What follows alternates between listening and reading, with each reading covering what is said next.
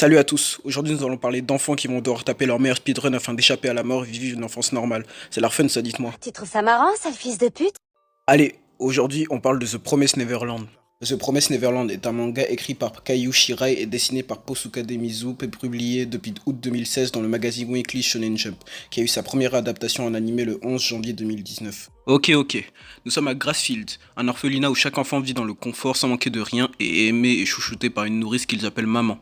Bien que cet orphelinat ait des règles très strictes, ils ont une vie relativement heureuse. Cependant, les personnages principaux vont se rendre compte qu'en fait ils ne sont que du poulet basket sauce tartare pour des putains de démons transgenres et vont devoir s'échapper de l'orphelinat pour comprendre comment le monde en est arrivé là. Pour cela, nous suivrons Norman, Ray et Emma.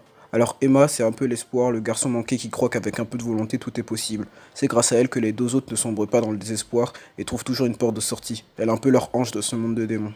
Elle, c'est la rationalité à l'état pur, et comparé à nous, humains cons que nous sommes, il se souvient de tout, même lorsqu'il était dans le ventre de sa mère. Et puis il y a Norman. Ok, même si je m'enduirais comme le putain de génie qu'il est, Norman il aura toujours 20 coups d'avance sur lui. S'il te dit Norman que t'es mort dans 10 jours, dis-toi que t'es mort mon petit agneau. À eux trois, ils vont devoir trouver un moyen de s'échapper de Grassfield pour comprendre ce qui s'est passé dans le monde et qu'est-ce qui l'a détraqué. Ce manga va vous faire entrer en putain de psychose et tu vas commencer à soupçonner tout le monde. Et même en faisant ça, l'auteur va quand même réussir à te surprendre. Fort le gars. Et puis tu vas être en stress parce que tu vas te rendre compte que c'est des gamins de 12 ans qui pour survivre ont pas de force et vont devoir se servir juste de leur intelligence. Tu vas suer du cul mon gars. Et ouais. Ce manga nous montre le combat d'enfants vers une véritable liberté et vers un monde où pourquoi pas tout le monde serait le bienvenu. Et comme dans l'orphelinat, ils ne seraient pas du même sang mais formeraient tous une famille. Ok, merci à tous d'avoir regardé la vidéo, ça fait plaisir. N'hésite pas à t'abonner, à lâcher un like. Salut.